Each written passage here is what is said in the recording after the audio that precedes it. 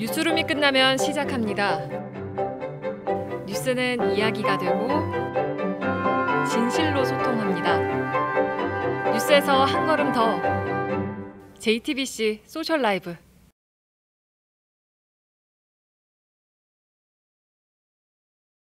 분야인데 상당수의 법안이 국회 문턱도 넘지 못했습니다.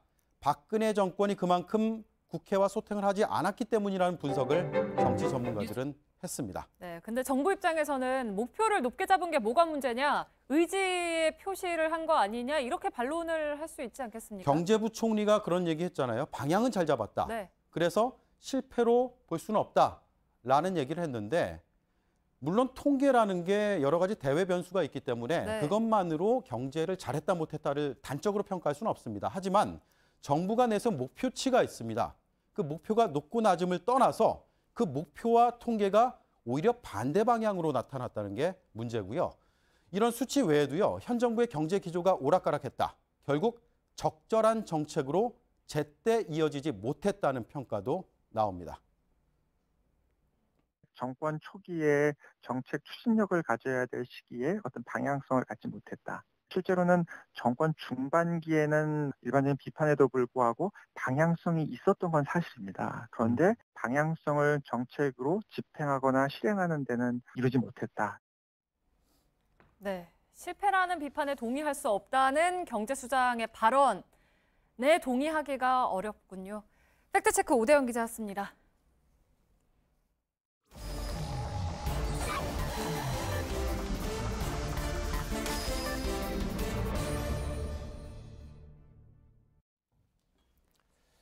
예, 비하인드 뉴스 시작하겠습니다. 이성대 기자가 나와 있습니다. 첫 번째 키워드 열어보죠. 네, 첫 번째 키워드 가겠습니다. 바람난 가족, 자유한국당 얘긴데요. 예.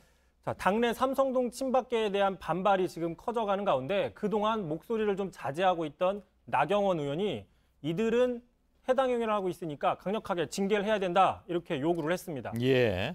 오랜만에 듣는 이름이네요. 나경원 의원은. 애초에 탄핵 찬성파였죠. 처음에. 그렇습니다. 예.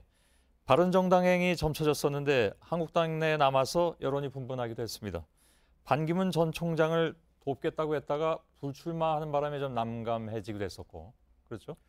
그래서 왜 탈당하지 않고 자유한국당에 남아있느냐 이런 질문들을 많이 받았는데 예. 이에 대해서 이렇게 바람난 남편 비유를 들어서 설명을 했습니다. 먼저 들어보시죠. 남편이 바람 폈다고 본처가 이혼해주면 남편만 좋은 거 아니냐. 잘못된 분들이 나가셔야지. 예. 그러니까 당을 떠날 사람은 자신 같은 비박계가 아니라 삼성동 친박계라는 주장인데요. 예. 그럼에도 불구하고 그중에 한 명이죠. 최경환 의원은 자, 탄핵됐다고 해서 인간적인 의리를 끊으라고 하는 건 자신에게 어떤 비난이 쏟아지더라도 받아들일 수 없다라고 오늘 자신의 페이스북에서 밝혔습니다. 박 전 대통령 자택 보좌를 멈추지 않을 뜻을 분명하게 한 겁니다. 예. 아무튼 탄핵 정국에서 이 한국당에서는 유난히 바람난 남편 이 비유가 많이 등장을 하는 것 같습니다. 그렇습니다. 친박과 비박이 서로 싸우면서 상대방을 공격하는 표현으로 사용을 했는데요. 예. 자, 방금 보신 것처럼 나경원 의원, 비박계죠. 남편이 바람 폈다고 요연해주면 남편만 좋은 것. 여기서 이 남편은 저기를 가리킵니다. 친박계를 가리킵니다. 예, 예. 자, 지난해 탄핵 직후에 친박계인 김진태 의원이 이런 얘기를 했습니다. 바람난 배우자와 불편한 동거보다도 차라리 찢어진 게 낫다. 여기서 바람난 배우자는 바른정당을 가리키는 겁니다. 예. 결국 서로 다른 이야기를 한 건데 자, 다른 사용의 예도 있습니다. 바로 친박계인 김태흠 의원 역시 지난해 탄핵 직후에 이런 얘기를 한 적이 있습니다. 남자가 바람을 피면 부인이 제일 늦게 한다. 대통령 가까이 모셨다고 해서 최순실을 알 거란 주장은 적절치 않다라고 얘기를 했는데 자, 여기서 바람을 핀 건 특정인 예를 들어 어떤 영화 감독이나 여배우 같은 불륜 커플이 아니라 예. 이 등잔 밑이 어두운 상황을 가리키는 표현으로 사용한 그런가요? 해석이 예. 됩니다. 아무튼 알았습니다. 다음 키워드는요? 자, 두 번째 키워드 가겠습니다. 바람 잘 날 없는 바른정당. 자, 바른정당 비대위원장 인선을 놓고 지금 시끄러운 상황입니다. 김무성 비대위원장 추대 문제에 유승민 의원 측이 강력하게 반발하고 있기 때문입니다. 예. 애초에 그 주자 지지율, 그러니까 그 당 존재감 이런 것들이 좀 지지부진한 그런 상황이긴 한데 김무성 역할론이 꾸준히 나온 것으로 알고 있습니다. 지난번에도 나왔었고요. 정작 이제 와서 이제 당내 이견이 또 나오는 그런 상황이네요. 그렇습니다. 일단 유승민 의원 측에서는 자유한국당 의원들 일부를 좀 끌어와야 되는데 그런데 그 사람들이 김무성 비대위원장 체제에 대해서 거부감을 갖고 있기 때문에 예. 안 된다 이런 이유를 들고 있습니다. 결국 외연이 확장되는 게 아니라 축소된다는 거고요. 예. 하지만 그 속내를 보면 김무성 전 대표가 김종인 전 의원이나 정운찬 전 총장 같은 사람들과 접촉을 하면서 빅테크 문제를 좀 모색을 하는 게 아니냐, 유승민을 견제하는 게 아니냐 이런 그 견제가 깔려 있다는 거죠. 예. 자, 반대로 김 전 대표 측에선 자, 그렇다고 해서 유승민 의원 하나만 가지고 대선을 치를 수 있느냐 이런 생각을 갖고 있는 겁니다. 예. 아무튼 급기야는 양측이 막말, 이른바 이제 상소리까지 나오는 그런 상황까지 갔다면서요? 그렇습니다. 어제 밤부터 오늘 아침 새벽까지 비공개로 열린 의원총회에서 서로 막말들이 오고 갔는데 뭐 예를 들어 뭐 야, 뭐 EXX, 뭐 어린애들, 뭐 양, 뭐 이런 식의 뭐 입에 담기 힘든 막말들이 많이 나왔습니다. 예. 특히 오늘 밤에도 의총이 예정이 돼 있어서 2차 충돌이 우려가 됐습니다. 그래서 논란이 커지고 우려가 커지자 김무성 전 대표가 직접 기자들한테 문자를 보내서 자, 백의종군하겠다는 입장에 변함이 없다라고 다시 한번 재천명했습니다. 예. 결국 비대위원장은 외부 영입으로 일단 봉합 수순을 밟고 있는 겁니다. 예. 아무튼 경선 날짜도 이것 때문에 변경될 가능성이 있다고 들었는데 하여간 내후의 환이 좀 있는 것 같습니다. 마지막 키워드는요? 마지막 키워드입니다. 바람탄 최성 사이다. 오늘 전부 바람 시리즈군요. 그러니까. 예, 뭐 사이다 이름이 좀 약간 상표 이름 비슷하기도 한데 예. 민주당 토론에서 의외로 눈에 띄는 사람이 다름 아닌 최성 고양시장이라는 얘기가 있습니다. 토론할 때마다 상대방에게 돌직구 질문을 던지고 사이다 발언을 해서 상대들을 지금 난처하게 만들고 있다는 평가를 받고 있는데 예. 오늘 TV 토론에서도요. 안희정 지사를 향해서는 불법 정치자금 수수나 개인 유용 문제를 파고들었고 이재명 시장을 향해서는 음주운전, 논문 표절 문제 등을 따졌습니다. 예. 자, 문재인 전 대표에 대해서는 하지만 개인 검증 대신 개헌 의지에 대해서 설명해달라 좀 약간 이렇게 얘기를 했습니다. 예. 오늘 뭐 각 그 포털 사이트에 실검 1위에 다 올랐다고 뭐 그렇게 듣긴 했습니다. 그나저나 완주는 하는 겁니까 이분은? 지금 솔직히 그게 가장 관심사인데요. 참고로 민주당 내 경선 기탁금이 무려 4억 원입니다. 4억 원이기 때문에 결국 포기할 거다. 돈이 너무 많아서 라고 생각을 하고 있는데 예. 오늘 이렇게 얘기를 했습니다. 직접 들어보시죠. 어제 등록 시간을 앞두고 마지막에 등록을 하는 과정에서 많은 언론인들이 저희 캠프에 질문해 왔다고 합니다. 과연 등록하느냐? 등록했습니다, 여러분. 네. 완주하겠다는 얘기처럼 들리긴 합니다. 예. 예. 이성대 기자였습니다. 수고했습니다. 네, 내일 전국이 대체로 맑고 따뜻하겠지만 10도 이상 벌어지는 일교차에 유의하셔야겠습니다. 예, 저희들은 내일도 최선을 다하겠습니다. 여러분 고맙습니다. I skimmed across black water without once submerging onto the banks of an urban morning that hungers the first light much, much more than the mountains ever do.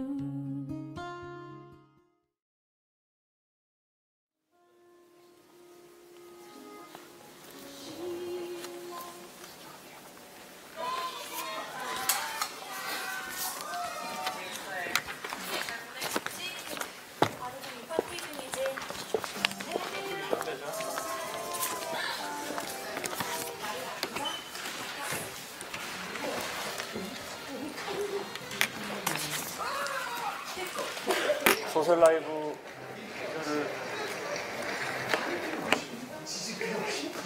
누가 여기 옵니까? 이상엽 기자가? 네, 잘하겠습니다. 네, 이상엽 기자가 막내라고 긴장을 합니다. 아, 여기 막내 자리입니까? 아닌 것 같은데? 막내와 혼자. 소셜 라이브를 어저께 말씀드린 대로 앞으로는 매일 월, 화, 수, 목 이렇게 하기로 했죠. 네. 맞습니다. 네. 어제는 정치부였고 오늘은 사회부. 경쟁을 붙이시는 건 아니시죠? 아, 이거 제가 시켜서 하는 게 아닙니다. 그게 디지털 뉴스팀에서 알아서 하는 거죠. 네. 출발은 사회부가 먼저 했다는 거 기억을 해주시면. 아, 정치부보다? 네. 물론 뭐 사회부가 자리 다 잡고 기반을. 예, 그다음에 정치부가 들어와서 얹혀가는 거죠? 네, 맞습니다. 네. 열심히 해주길 바랍니다, 정식. 이상혁 기자가 차장 질문. 네, 제가 질문 하나. 아, 오늘은 안나경 앵커한테 먼저 좀 질문해 주시죠. 네. 순서가 맨날 그렇게 가니까. 네. 자, 같은 질문이긴 했는데. 혹시 네. 앵커께서는 그 지난주 WBC를 얘기를 안 할 수가 없는데 혹시 WBC 어떻게 보셨나요? WBC? 있었나? 성적 못 봤을 텐데. 결과가 나왔으니까 혹시 어떻게 네. 보셨는지? WBC를 뉴스를 기다리면서 뉴스를 언제 시작을 하나 기다리면서 봤는데 아쉬운 결과였잖아요. 네. 이게 손 선배께서도 이제 저희 앵커 도입부에 말씀하셨지만 네. 사실은 야구를 좋아하시는 분도 있고 네. 그 뉴스룸을 기다리는 분들도 있는데 그 이제 생각보다 성적이 좋지 않아서 혹시나 좀 실망하시는 분들도 있을 것 같은데 네. 좀 사실 이 부분은 사장께 좀 질문을 드리고 싶은데 그리고 또 예. 뉴스를 더 좋아하시는 분들은 뉴스 좀 지난주 되게 중요한 거 많은데 야구 때문에 좀 이렇게 뉴스 늦게 시작해도 되나? 막 그런 불만의 글도 좀 있었어요. 예. 네. 네. 아니, 나한테 질문한 거예요? 예. 네. 너무 늦은 시간에 사실 뉴스 시작하다 보니까 왜 그런 재밌는 얘기가 있잖아요. 우선 장사, 뭐 집신 장사. 예? 근데 사내에서도 굉장히 좀 뭐랄까 저 같은 경우에는 좀 곤혹스러웠던 것이 야구를 그러니까 1회전하고 2회전 진출했으면 이번 주에도 야구 중계를 하고 있어야 되는 거예요. 일본 가서 하는 거, 그죠? 2회전은 일본에서 하는 거니까. 근데 이제 2회전까지 중계를 못하면 이 얘기까지 드려도 될지 모르겠는데 광고 액수가 떨어진대요. 중계를 못하니까, 그죠? 근데 그래서 2회전까지 가면 회사가 쉽게 말하면 돈을 좀 버는 거죠, 그죠? 근데 뉴스는 또 이제 뭐 10시, 막 10시 반 이렇게 시작해야 되는 상황이 되고. 근데 저는 뭐 어찌됐든 회사 임원이잖아요. 그러면 2회전 진출하기를 응원을 다 해야 되는데 예. 뉴스를 맡고 있는 사람의 입장에선 그게 또 막 그 시간이 이렇게 막 들쑥날쑥하면 그게 또 괴로워서 그래서 딱 절반 나눠서 이쪽에선 2회전에 진출해야지 이쪽에선 떨어져야 되는데 이런 딜레마에 좀 빠져 있었던 것이죠, 솔직하게. 근데 뭐 좌우지간 아쉽게도 2회전 진출을 못했고 뉴스 입장에서는 이렇게 말씀드려도 어떨지 모르겠는데 그냥 다행스럽게 떨어진 셈이 됐는데 야구 팬 여러분들이 생각하시면은 제가 이렇게 얘기하면 또 서운해 하시잖아요. 마찬가지로 아까 얘기한 대로 뉴스 팬 여러분께서는 뭐 또 다행이다 이렇게 생각할 수도 있고 그런 딜레마에 빠져 있었던 일주일이었습니다. 그런데 사실은 그거보다도 더 중요했던 것은 뭐 아시는 것처럼 탄핵 심판이 막바지였기 때문에 머릿속에 굳이 뭐 따지자면 한 99% 정도는 탄핵 심판이 어떻게 될 것인가가 더 꽉 차 있었고 나머지 1%를 이렇게 나눠서 고민을 했었던 그런 일주일이었네요. 고민이 좀 많으셨을 것 같습니다. 예. 근데 이제 미안하지만 미안해 끊어서 다음 주에는 축구 중계도 있어요. 예. 월드컵 최종 예선. 예. 그건 중국에서 있어요. 그래서 중국 다음 주 목요일에 중국에서 이제 그 중국하고 경기를 해요. 근데 아시는 것처럼 요즘 그 사드 문제 때문에 중국하고는 뭐 알게 모르게 이게 좀 갈등이 좀 있잖아요. 그래서 다음 주 축구 중계가 또 굉장히 많이 관심을 끌지 않을까. 그때는 뉴스 팬 여러분들께서도 조금은 좀 또 참아주셔야 되지 않나라고 생각을 하고요. 좀 늦게 들어갈 것 같아서 그렇습니다. 자, 안나경 앵커께는 그냥 이렇게 질문 퇴근을 늦게 하시니까 지난주에 좀 안 좋지 않으셨을까 해서. 조금 피곤하긴 했지만 네 그래도 전혀 뭐 괜찮았습니다. 훈훈하게 마무리되는 것 같습니다. 네, 고생하셨습니다. 자, 수고들 하십시오. 오늘은 무슨 얘기를 합니까? 오늘은 헌재 심판 선고 당시의 상황과 또 삼성 사주 앞의 상황 저희 사회부에 취재한 것. 예. 잘 보겠습니다. 네, 안녕하세요. 고맙습니다. 그러면은 어떻게 할까요? 제가 여기 앉을까요? 네, 제가 여기 앉고 태승 선수 여기 앉겠습니다. 저희가 이렇게 앉아야 되군요. 오늘 뭐가 많네요. 네. 이것저것. 이것도 제가 들고 있었네요. 네. 들고 계셔야 돼요. 여기 목소리를 크게 내야 되거든요. 마이크가 2개밖에 없기 때문에. 네, 인사를 선배 먼저 드리시죠. 안녕하세요. 저 JTBC 사회 2부 기동팀의 최승기 기자라고 합니다. 네. 좀 감기 걸려서 목소리가 지금 좀. 아, 예. 저는 이가혁입니다. 저는 사회부 이상엽 기자입니다. 네, 저희 기동팀 그 미남 기자, 꽃미남. 네, 꽃미남 기자로 최규진 기자 그 성당 오빠 기자보다 더 미남 기자로 꼽히고 있다는 소식이 오늘 처음 들어왔습니다. 네. 네. 오늘 전해드릴 말씀이 많은데 먼저 여러 가지지만 일단은 지난 10일 그 헌법재판소에서 아주 중요한 선고 결정을 내린 그 당시 상황을 먼저 한번 정리해보고 그 뒷얘기를요. 그 다음에 차례차례 삼성동 자택을 앞서 먼저 미리 취재했던 이상엽 기자 그리고 대통령이 퇴거한 이후에 저희가 또 취재했던 그런 내용들을 좀 뒷얘기들을 뉴스에서 다루지 못했던 것들을 전해드리도록 하겠습니다. 먼저 그 현재 선고 당시의 뭐 상황을 그래도 저와 또 최승기 선배가 같이 있었기 때문에 저는 뭐 속보를 보신 분은 아시겠지만 그때 11시 직전에 한번 헌재 앞 상황 중계를 하는데 굉장히 떨렸는데 그때는 사실은 친박 지지자분들이 더 많이 나왔죠, 솔직히. 네, 그렇죠. 사거리 중에 2개를 친박 지지자분들이 있었고 한쪽은 이제 촛불 집회 참가자분들이 있었고 뭐 그래서 기세에 살짝 저도 눌린 약간 그런 상태에서 집회를 했습니다. 중계를 했습니다.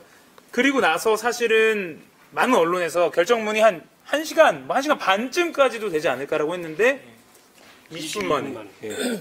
그래서 정말 빨리 끝났죠. 선고가 난 다음에 현장 상황을 중계를 해야 되는데 저는 솔직히 약간 이제 중계를 약간 마음 놓고 보고 있었는데 갑자기 끝나서 부랴부랴 막 상황 파악을 하고 하느라고 좀 당황했었는데 사실 그 이후가 굉장히 문제였습니다.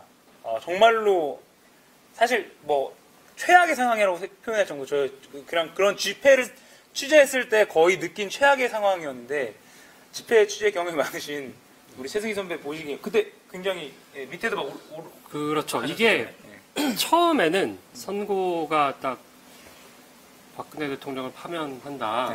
딱 나오고 나서 한동안은 체감상 한 1분 정도 되는 것 같은데 굉장히 공기가 되게 오묘하게 침묵이 좀 흐르는 고요했습니다. 네, 이상하게 이게 그래서 이게 혹시 저분들이 잘 못 들으셨나 이게 워낙에 아주 이제 스피커 소리도 크고 해서 잘 못 들으셨나 했는데 뭐 1분이 채 지나기도 전부터 막 분위기가 갑자기 막 격앙이 되기 시작하더니 저는 되게 무서웠던 게 굉장히 감정적이기도 감정적이지만 그 무대 위에서 이분들의 언어가 처음에는 뭔가 질서를 그래도 우리가 감정에 동요되지 말고 좀 이제 차분하게 가자 하다가 켈로 부대 진격으로 이게 구호가 바뀌었죠. 그리고 돌진. 그리고 뭐 앞에 이렇게 막 이렇게 머뭇 계시는 어르신들이 있으니까 막 저희 리포트에도 나갔지만 욕을 하면서 왜 이 앞에서 이러고 있냐. 빨리 밀고 나가야 되지 않느냐. 그래서 결국은 욕설했죠. 네, 그렇죠. 앞으로 나가고 거의. 그래놓고 그분들은 위에만 계시고. 그러니까 저희 뭐 그때 사실은 최승희 선배도 굉장히 그때 그 상황을 분노했고 저희 취재 기자들이 많이 분노했던 게 뭐냐면 무대 방송에서는 계속해서 앞으로 나가 뭐 거의 무슨 군대 명령하듯이 군가를 틀어놓고. 근데 저희가 보고 있는 상황은 차벽 앞에서 막 사람들이 다치고 있는 거예요. 구급차가 막 오고 있고 그런데 그 상황을 아마 몰랐을 수도 있을 것 같아요. 무대에서는 굉장히 근데 그냥 계속해서 무조건 나가라 하니까 저 이런 표현을 해서 들을지 모르겠지만 그 무대에 있는 분들이 굉장히 좀 비겁하고 무능력하다라는 생각이 들었어요. 왜냐면 사실 그런 대규모 집회는 많은 사람들이 오기 때문에 굉장히 안전사고에도 유의해야 되고 그런 컨트롤을 할 수 있는 분들이 올라가서 마이크를 잡아야 되잖아요. 근데 무조건 막 앞으로 나가라 그래놓고 피해자가 생기고 나니까 피해자가 생겼습니다. 여러분 경찰 탓입니다. 이런 식의 발언을 막 하시니까 그건 조금 이건 아니지 않나. 그 이가혁 기자는 옥상에서 이제 중계 때문에 대기하고 있으면서 쭉 다 보잖아요. 그래서 그 사망자분이 3분이 나왔는데 한 분은 이제 그 경찰 버스를 탈취하신 분이 막 이렇게 흔들다가 위에서 스피커가 떨어지면서 그게 머리에 맞아서 돌아가셨어요. 근데 그 장면을 바로 보셨죠? 네네네. 어땠나요? 네. 그 저는 그 장면이 나중에 알았는데 사망하신 사고라는 건 몰랐고 전북경찰청 소속 소음관리 차량 위에 있는 스피커가 이렇게 덜렁덜렁거리는 거예요. 그리고 나중에 떨어지는 것까지 못 봤지만 덜렁덜렁거려서 저 뭐지? 다치겠다 싶었는데 나중에 보니까 그게 사망사고로 이어진 그 원인이더라고요. 그리고 그게 덜렁덜렁거린 이유가 물론 경찰 측의 어떤 관리 소홀도 있을 수 있겠지만 어쨌든 뒤에서 버스를 탈취하신 분이 그 차벽을 들이받고 차벽 앞에 있던 그 트럭이 왔다 갔다 움직이게 되면서 떨어졌기 때문에 와 그런 상황이 있으니까 그리고 아까 앞서 말씀드린 그 무대 위에서의 사회자 발언들이 또 겹쳐서 생각이 나니까 아 이건 정말 아니지 않나 싶더라고요. 그리고 조금 더 안타까운 건 사실은 그 친박단체 집회 참가자들 대부분이 뭐 나이가 어린 뭐 젊은 분들 많지만 대부분 나이가 많잖아요. 말씀하신 그 사고도 그 사건의 이제 피해자분도 어쨌든 70대 남성분이셨잖아요.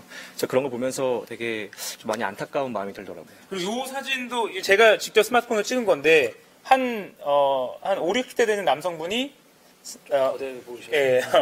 흉기로 이렇게 목에 흉기를 대고 경찰들이 다가오니까 자해하겠다 라고 하셨는데 한 10분 정도 대치 상황이 벌어지다가 이렇게 경찰이 순간 제압을 해서 다행히 아무런 안전사고 없이 제압을 했는데 이때는 또 참 경찰분들이 뭐 나름대로 잘 보고 있다가 상황 판단 잘해서 순식간에 딱 달라들어서 손목과 다 제압을 하시더라고요. 그래서 안 다치고 잘 마무리가 되는. 그래서 이분도 지금 검거가 돼서 아마 경찰 조사를 받은 걸로 알고 있는데 뭐 이런 소동도 있었습니다. 참 그러니까 정말 그냥 이런 상황이라면 누군가 나서서 분노를 이렇게 조절을 해줘야 되는데 그 사회자분들이 정말 그렇게 나서니까 더 조장을 하니까 참 이건 아니다 싶지 않나 그런 생각이 들었습니다. 이게 실제로 그냥 감정이 너무 격앙되다 보니까 이 취재진에 대한 폭행도 굉장히 많았거든요. 이분들이 뭐 일부러 막 이 기자다 이러면서 때리시진 않았겠지만 현장 분위기가 막 급박하게 돌아가고 워낙에 이제 뭐 이제 화를 주체를 못 하시니까 폭행 많이 했는데 이가혁 기자는 안 맞으셨나요? 저는 말씀하신 대로 다행히 옥상에서 계속 중계를 대기하고 있었기 때문에 옥상에 내려다보는 상황이었고 사실은 맞는 걸 봤는데 맞는 게 기자인 줄은 몰랐어요. 밑에서 이렇게 보면 제가 한 4층 건물이었으니까 사실 밑에가 잘 보이는 그 위치였는데 아 저렇게까지 때리나 누굴 저렇게 때렸는데 나중에 또 보도를 보고 또 타사이지만 다른 언론사 후배들이 맞았다는 소리를 듣고 와 이건 정말 그날 정말 아수라장이었구나라는 생각이 들더라고요. 선배 내려가셨잖아요. 예, 위에서 지켜보셨겠지만 저는 이제 밖에서 이제 이 아래에서 이분도 많이 뵀어요. 저는 왔다 갔다 여기 문신도 막 있으시고. 네, 맞아요. 근데 취재를 하고 있다가 갑자기 이제 격해지니까 경찰이 경찰버스를 원래 이만큼 통로를 두고 있다가 이걸 막아버린 거예요. 저는 고립이 된 상황이 됐어요. 약간 태극기 집회 하시는 분들, 그 친박단체 집회 하시는 분들 사이에 고립이 됐는데 확 경찰이랑 충돌이 막 일어나는 거예요. 근데 이게 또 저희는 기자니까 찍어야 되잖아요. 스마트폰으로 꺼내가지고 막 찍고 있으니까 이분들이 벌써 이제 의심을 하면서 너 누구니? 응? 촛불이니 태극기니 경찰이니? 그래서 순간 막 오만 생각이 드는데 요즘에는 어디 언론사라고 해도 다 그분들은 이제 언론에 대한 불신이 너무 크시기 때문에 때리세요. 그래서 저는 순간 같은 편인 이 편에 가는 건 좀 그렇지만 지금 하고 있는데 우리도 채증을 해야 되지 않냐. 그래서 겨우 그때 미안하다 그러시더라고요. 그러니까 이제 친박 지지자인 척을 하시는 일종의 이건 근데 정말 안전사고에 직결된 문제니까 그렇게 정말 기지를 발휘할 수밖에 없는 상황이고 지금 두 선배께서 말씀하시는 게 지난 10일에 있었던 그 탄핵 심판 선고일 당일의 그 헌재 모습을 말씀하신 거잖아요.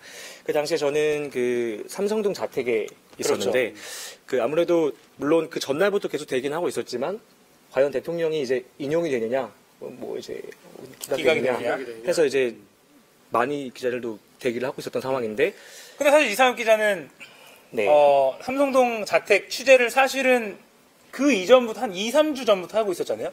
그래서 사실은 굉장히 칭찬받은 보도를 또 한 바가 있습니다. 여러분들이 아실 수 있겠지만 그 자택을 구입할 1990년인가요? 당시에 자금을 누가 냈는지를 밝혀냈는데 그거 얘기 좀 해주시죠. 이번에 특검도 3월 6일 날 최종 수사 결과 발표할 때 그 최씨 모친이 박 전 대통령 삼성동 자택 구입 과정에서 그 돈을 대납했다 이렇게 발표를 했는데요. 그 이전에 사실 이전에 JTBC는 1월부터 계속 그 최씨 모친이 삼성동 자택을 구입했던 그 정황을 취재를 하고 있었습니다. 그 당시에 제가 만난 분이 그 부동산 당시 그 부동산 중개를 담당했던 중개인, 부동산 업자분을 만났는데 그 업자분께서 현재 굉장히 고령이신데 당시 그 모습을 정말 명확하게 기억을 하고 계신 거예요.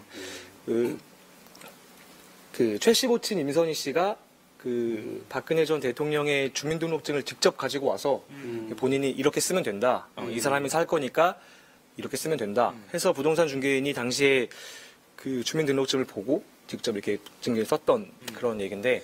그러니까 우리가 그 현대 정치사에서 뭐 박 전 대통령의 그 삼성동 자택이라고 그곳을 바로 최순실 씨와 모친이, 최순실 씨 모친이 돈도 내고 계약도 하고 부동산 중개인도 박 전 대통령이 아니라 그들이 만난 거잖아요. 그렇습니다. 지금 비선실이라고 꼽혔던 그분들이. 그리고 당시에 그 삼성동 그 자택 매입 그 시세가 공시지가가 10억 5천만 원이었는데 그래서 부동산 중개인은 그 임선희 씨가 당시에 그 은행에서 바로 자기 합수표로 인출해서 주는 걸 보고 굉장히 큰 돈이니까 너무 놀랐다고도 증언을 했었습니다.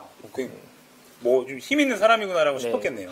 그런데 그 부동산 중개인께서 나이가 좀 있다 보니까 혹시나 착각을 한 건 아닐까라는 생각에서 제가 두 번째 만난 분이 바로 그 삼성동 자택의 전 주인을 만났거든요. 그 전 주인도 그러니까 박근혜 전 대통령이 살기 전 그렇습니다. 바로 직전 주인. 박 전 대통령한테 집을 판 거죠.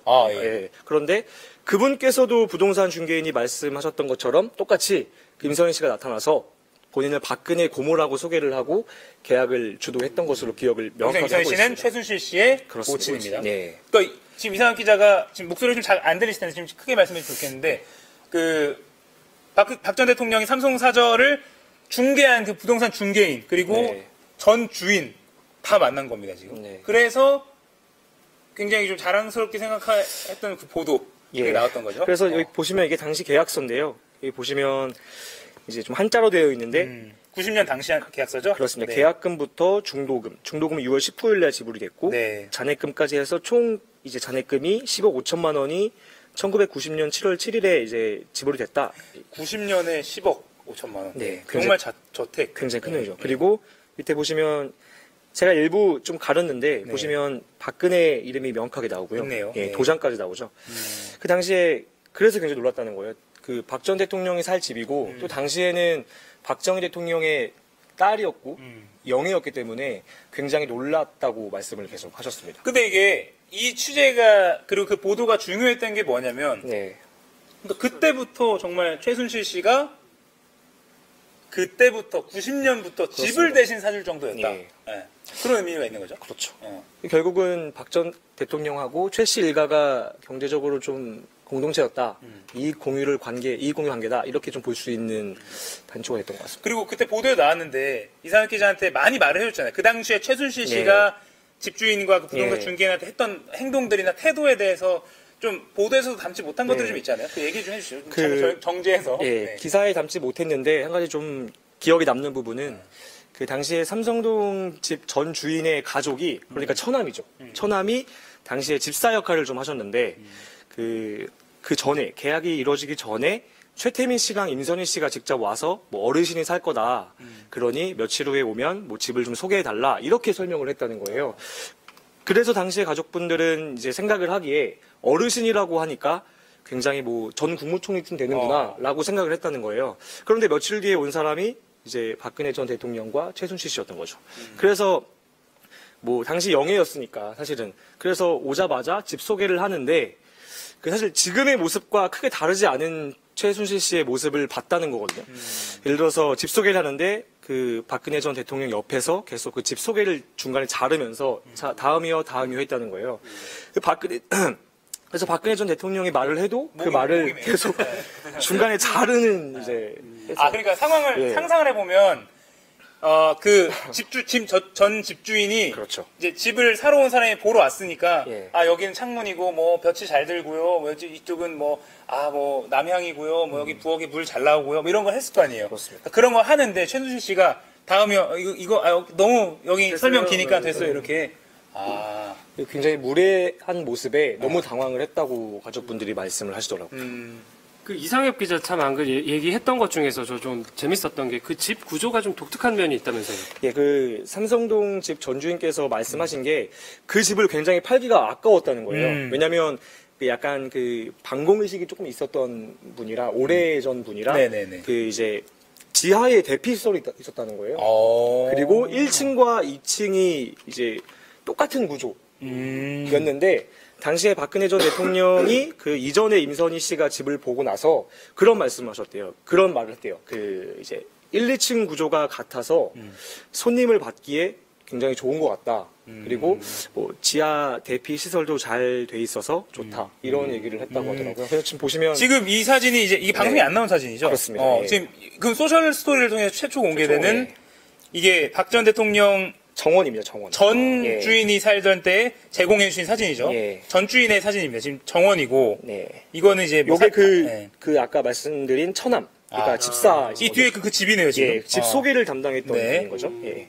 이것도 뭐 정원이고, 예, 정원이고. 흥미로운 게 뭐 이 정원도 있고 한데 이 부분입니다. 네. 이게 아마 1층에서 2층으로 올라가는 그렇습니다. 계단. 1층과 2층. 아마 지금도 집 구조는 이렇게 돼 있겠네요. 예, 돼 있습니다. 아이고, 죄송합니다. 네. 이거 다 공개를 해도 된다고 하시고 이제 예. 동의를 사진을 얻고 예, 사진을 제공해 주신 거고. 그렇습니다. 이 계단을 그럼 지금도 사용을 하고 있다는 그렇습니다. 거죠. 박 전 대통령 자택이 이렇게 돼 있다. 요게 이제 거실인데요. 그 지금 뭐 소파라든가 여러 가지 좀 책장을 보시면 굉장히 조금 부유한 집인 예, 건 그렇게 볼 수 보이네요. 있습니다. 이것도 아마 전 주인분이 사시던 이런 집 구조. 이분이 전 집주인입니다. 그렇군요. 예. 이런 게 굉장히 좀 어떻게 보면 재밌는 사진이네요. 그렇죠. 예. 저희는 사실은 옥상에서 보지 않는 이상, 맞은편 건물 옥상에서 보지 않는 이상 이런 정원도 사실은 보기가 어려운데 네. 정원 있는 거는 네. 잘 몰랐어요. 이렇게 조금만 보여가지고. 되어 있군요. 네.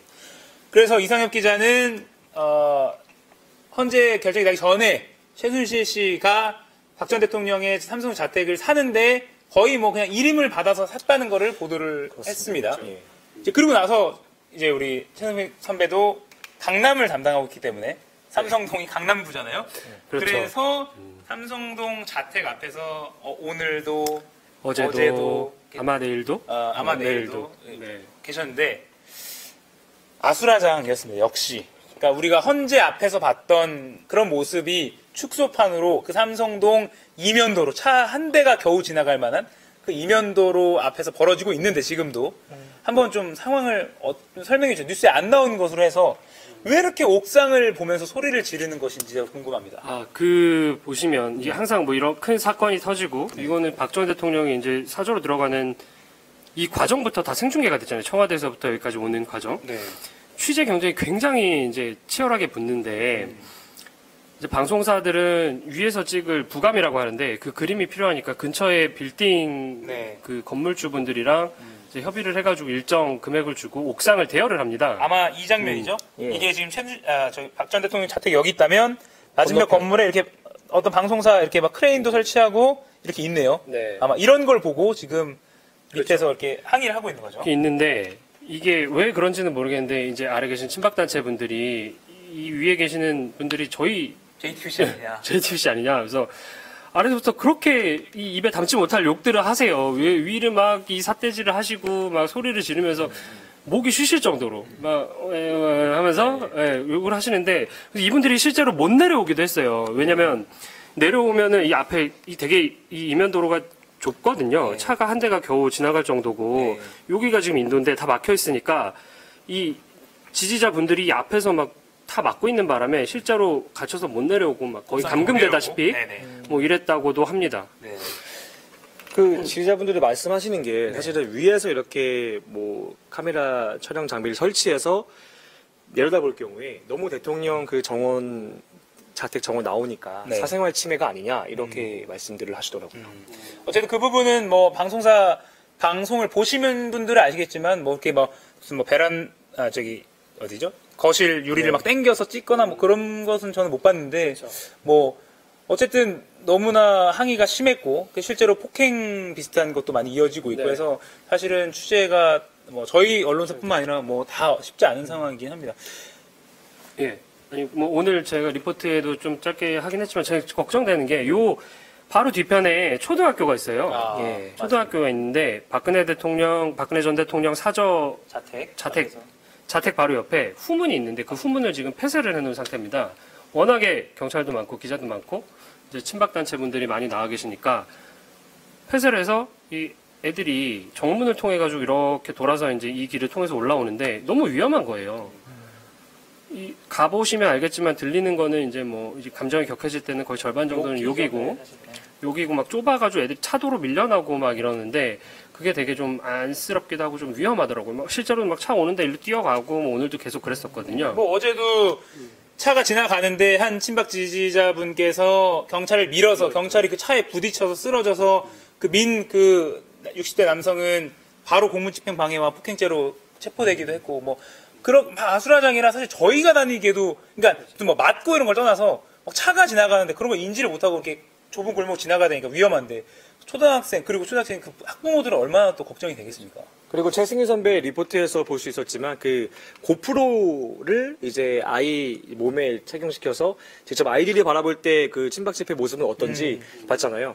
근데 저희가 보기에 사실 되게 뭐 위협적인 모습이 많은데 아이들이 보기에도 굉장히 많이 무섭겠다는 생각이 들더라고요. 그거를 제가 생각을 했던 게 어제 갔는데 학교 시간에 돼서 이제 학생이 한 2학년, 3학년쯤 됐을까? 혼자 가는데 한참을 못 가고 서 있는 거예요. 이러고 보더니 움찔움찔 하더니 이 틈을 비집고 이렇게 들어가더라고요. 그래서 자기 키 2배가 넘는 사람들이 태극기를 흔들고 막 욕을 하면서 막 이러고 있는 상황이 쉽지 않겠구나. 올라가기가.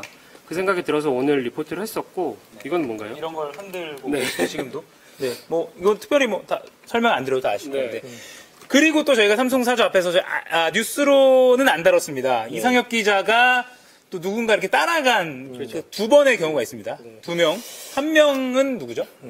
사실은 그 자택 관리인이 좀 궁금했는데요. 왜냐면 그 아까 승희 선배 말씀하셨지만 박 전 대통령이 대통령 그 자택에는 많이 있지 않았다고 들었거든요. 그러니까 청와대 입성 후에는 없었죠. 그러니까 뭐 그 청와대 설명은 그래서 집이 다 아무것도 관리가 안 돼 있었다. 뭐 이전에도 이전에도 살았을 때 많이 없다고 하던데 그러면 자택 관리인이 과연 그 뭐 무슨 일을 하는지 사실 궁금했습니다.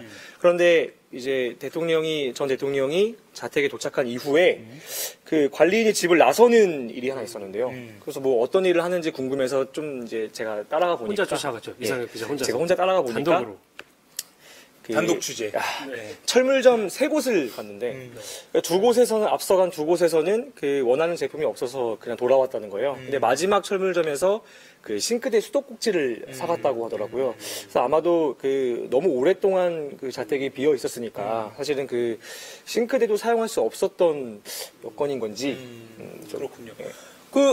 그리고 그분이 뭐 정원에서 이렇게 나무에 그 볏짚 같은 걸 이렇게 둘러서 뭐 그런 정원 관리라는 모습도 보였고 그래서 뭐 이상엽 기자가 아침 식사 이런 거 전 대통령 어떻게 했는지 물어봤는데 뭐 내가 어떻게 하냐 뭐 이렇게 대답했다는 것도 사실 전혀 노출이 안 됐었던 분이라 그렇게 취재진들 앞에서 이렇게 바로 이렇게 나무들을 정리하시는 거 보고 좀 놀라긴 했는데 아마 좀 식사도 못했다고 전해 들었습니다. 그래서 햄버거도 따로 이제 지인께 시켜서 관리인이 근데 그분이 그 관리인이라고 하는 분이 원래 그 이제 박 전 대통령이 자택으로 돌아오기 전부터 계속 관리를 해오시던 분이잖아요. 그럼 평소에도 계속 계셨던 거죠. 그렇죠. 자택 관리가 근데 왜 안 됐을까요? 그거 좀 의문이네. 그렇죠. 그리고 또 한 명. 저도 그분은 봤는데 깔끔한 정장 차림에 올백머리를 한 분이 어제 2차례나 집에 들어갔다 나왔다 했죠. 근데 그분을 이제 이상엽 기자가 따라갔죠. 굉장히 궁금했어요. 왜냐면 깔끔한 복장이었기 때문에. 근데 이제 박근혜 전 대통령이 도착하기 전에 그 총무비서관실인가요? 거기서 이제 비서관들이 왔는데 그분들이 아마 비서관이지 않을까. 제가 그러니까 헌재 선고 며칠 전에도 그분들 봤죠. 사주 계속 앞에서. 이제 그때 당시에는 이제 뭐 청와대에 있었던 짐들을 좀 옮기는 과정이 일부 있었는데 그 이후에는 사실 특별한 행동은 없었지만 계속 그 자택 주변을 맴돌더라고요. 그래서 궁금했는데 제가 이전에 봤었던 분들과 이제 인상착이라든가 얼굴이 같아서 아마 총무비서관실에서도 계속 이 자택 주변에서 좀 취재를 그런 것 같습니다. 그래서 이상엽 기자가 따라갔더니 그걸 눈치채고 그냥 이렇게 다른 길로 갔다는 것까지가 저희가 확인했습니다. 사실 저희도 뭐 혹시나 뭐 그분들이 뭐 또 어떤 집안에서의 요청을 받고 뭐 다른 걸 뭐 사오거나 아니면 뭐 금융 무슨 뭐 그 처리를 하려고 뭐 은행을 가거나 그게 궁금했는데 그럴 수 있는데 이상엽 기자가 따라가니까 이제 눈치를 좀 눈치챘더라고요.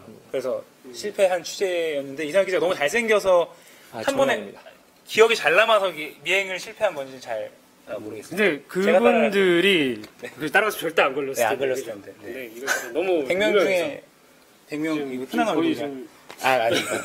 네. 그렇습니다. 그리고 걱정되는 게 이런 상황이 언제까지 갈 겁니다. 이제 선배는 내일 또 가셔야 되니까. 예, 가야 되는데 그래서 실제로 그러니까 뭐 우리나라의 집회랑 시위할 자유가 있는 나라잖아요. 그렇죠. 그래서 그분들이 충분히 그런 목소리를 내고 이 뭔가 박 전 대통령을 염려하는 이런 것들을 충분히 할 수 있지만 오늘 제가 말씀드렸던 것처럼 이 애들한테 위해가 가기 때문에 그 뒤쪽에 있는 초등학교 학부모들이 강남경찰서 쪽에다가 탄원서를 낸다는 얘기가 있어요. 이게 뭐 학교 근처에는 원래 집시법상에 따르면 학교 근처에서 뭔가 수업에 방해를 주거나 교육권을 침해하는 거에 대해서는 뭔가 이 집회나 시위를 금지할 수 있다는 게 있는데 문제는 뭐냐면 학교 근처라는 게 되게 모호한 표현이잖아요. 그래서 이거를 아마 경찰 쪽에서 판단해야 될 텐데 이 근거가 사실 또 있기도 있어요. 이게 뭐 소음, 소음법, 죄송합니다. 지금 정확히 기억이 안 납니다. 소음법에 따르면은 뭐 학교 경계선에서 50m 이내에서는 할 수 없다. 그렇게 시끄럽게 집회 시위를 할 수 없다라는 게 있는데 그 앞도로가 다 들어가더라고요. 그리고 저희가 지금 방금 그 말씀하시면서 제가 이 사진을 보니까 딱 증거가 있는 게 보십시오 여기 이 아스팔트에 보면 어린이 보호구역이라고 적혀 있습니다. 근데 누가 봐도 어린이는 물론이고 어른은 물론이고 경찰조차 보호받지 못하는 상황이거든요. 이렇게 위험한 데서 이건 누가 봐도 교육권 침해라고 한 10명 중에 9명은 그렇게 생각할 것 같습니다. 어느 정도냐면 오늘 리포트에 안 들어갔지만 그 뒤에 또 중학교도 있어요. 그 중학교 1학년에 다니는 친구를 이렇게 인터뷰를 제가 하고 있었는데 뒤로 또 지나가시는 분 욕을 하면서 지나가시는 거예요. 인터뷰를 하고 있는 상황에서도. 그래서 그 친구들한테 물어봤죠. 평소에도 이런 소리를 좀 자주 들으면서 지나다니니? 그랬더니 네 그러더라고요. 그래서 되게 위압감을 느끼고 있다라는 얘기를 하는 걸로 봐서 이게 좀 빨리 좀 어떻게 좀 조치가 취해져야 되지 않을까. 이분들의 뭔가 집회의 자유도 보장을 해주면서 아이들의 안전도 좀 할 수 있는. 근데 실제로 경찰이 별로. 근데 이게 소음도 소음이지만 사실은 아이들의 안전을 위해서 그 학부모들께서 그 탄원서를 낼 만한 것 같습니다. 정말로. 위험하니까. 아이들의 안전을 위해서. 정말 이게 뭐 이 7글자가 말을 해주는 것 같습니다. 어린이 보호구역이었네요. 저 사실 창피하지만 몰랐는데 그날은 어린이 보호구역에서 경찰들이 인간띠로 통제해야 될 수밖에 없는 상황이 지금 벌어지고 있었던 거네요. 안타깝습니다. 지금 시간이 이제 벌써 10시입니다. 그래서 저희가 사실은 뭐 드릴 말씀이 더 많고 또 여러분들도 궁금하신 게 많을 텐데 댓글에 남겨주시면 저희가 또 나중에 댓글을 보니까 향후 취재하는 데 도움이 또 될 것 같고요. 또 이상혁 기자와 최승기 선배 또 계속해서 강남 그 자택 앞에 또 머물면서 취재를 이어가고 있으니까요. 뭐 댓글 남겨주시면 참고가 되실 수 있을 것 같습니다. 궁금하신 부분, 뭐 어떤 거를 좀 취재를 해줬으면 좋겠다라든지. 삼성동 주민분이 지금 보고 계실 수도 있는 거고요. 혹시 박 전 대통령도 보고 계실 죄송합니다. 그럴 가능성이 없지는 않죠. 인터넷 설치가 됐으니까. 끝으로 인사를 드리기 전에 이상혁 기자, 사실은 그 촛불 집회부터 해서 꾸준히 지금 취재를 다 해왔습니다. 막내다 보니까, 저연차다 보니까 뭐 중계나 이런 건 뭐 많이 못 나와서 생소하신 분들도 있을 것 같고. 근데 또 아주 고생 많이 했고, 그리고 그 삼성동 자택 취득 경위, 박 전 대통령이 구매한 경위를 아주 잘 그 취재해서 특검 수사 발표 때도 그 말이 나와서 저희 굉장히 뿌듯한 근데 좀 느낀 바와 또 이 상황을 좀 어떻게 바라봐야 될까? 뭐 마무리 멘트를 좀 해주시죠. 지난 주말 촛불 집회가 그 주최 측이 공식 발표한 마지막 집회였잖아요. 물론 계속 뭐 유지는 하겠지만. 근데 제가 당시에 페이스북 소셜 라이브를 진행했는데, 제가 인터뷰한 분 중에 한 분께서 이제 약간 눈물을 보이셨어요. 근데 말씀하시는 게, 한편으론 계속 응원도 하고 이 촛불을 한 대 모아서 이제 마음을 좀 전달하고 싶긴 한데, 이게 너무 마음이 아팠다는 거예요. 근데 이제 그분의 눈물을 보니까 촛불 집회는 굉장히 평화롭게 그리고 차분하게 진행이 계속 20차까지 되어 왔는데 이게 참여하는 분들의 마음이 굉장히 아파왔구나라는 생각이 들더라고요. 그 집회를 함께한 이 선배들과 저도 그 현장을 조금 생생하게 그리고 차분하게, 최대한 차분하게 전달해 드리려고 했는데 미숙한 점이 있었다면 다음에 조금 더 노력해서 조금 더 이제 뭔가 좀 도움이 되는 그런 또 목이 메는 기자가 거예요. 되고 싶습니다. 그리고 마지막으로 저는 여기서 끝이 아니라 전 대통령 수사까지도 잘 진행이 돼서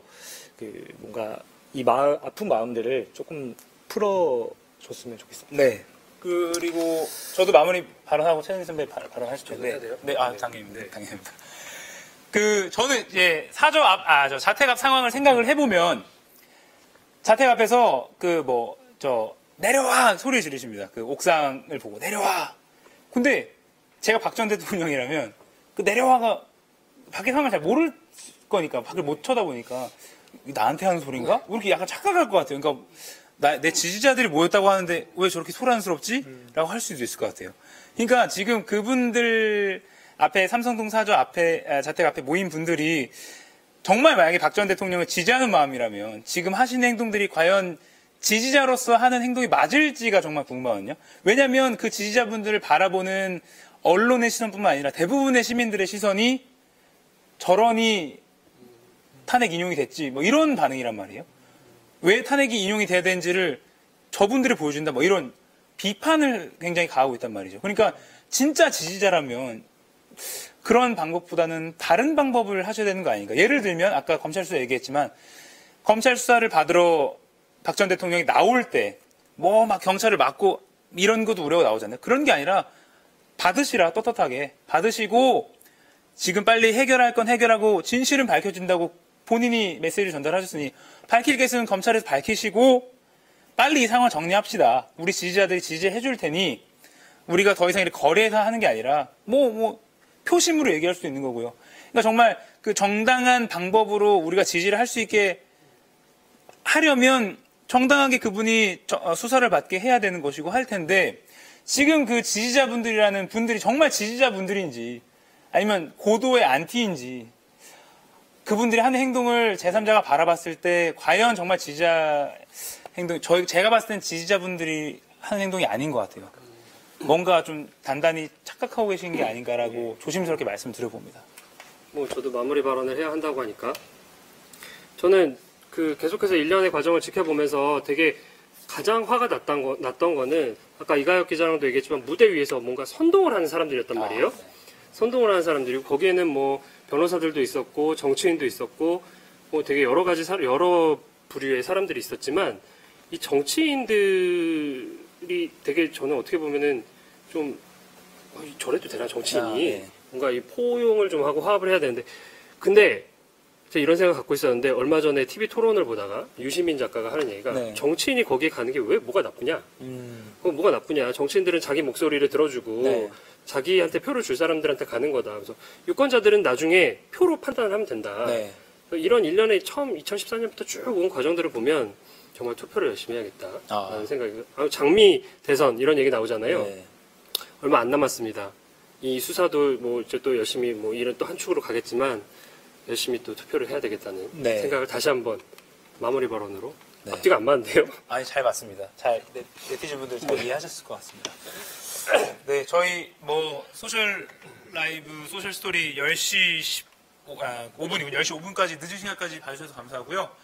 또 삼성동 자택 앞 상황 그리고 또 다른 여러 가지 검찰 수사 상황도 저희 법조팀 열심히 취재하고 있고 또 기동팀도 기동팀도 또 나름대로 자택 앞 상황과 기동팀에 대한 사랑이 너무 많으셔가지고 제가 법조팀 거론하니까 지금 저희는 기동팀입니다. 저희는 기동팀이고요. 법조팀도 나름 열심히 하고 있으니까 우리 모두 한 가죠. 사회보로서. 네, 어쨌든 그렇습니다. 그리고 내일 또 소셜 스토리, 정치부 소셜 스토리 이어지니까 또 많이 봐주시고요. 또 열심히 하겠습니다. 선배 인사해 주시죠. 네, 지금까지 사회 2부 기동팀 최승기, 이가혁, 이상엽이었습니다. 네, 고맙습니다. 감사합니다.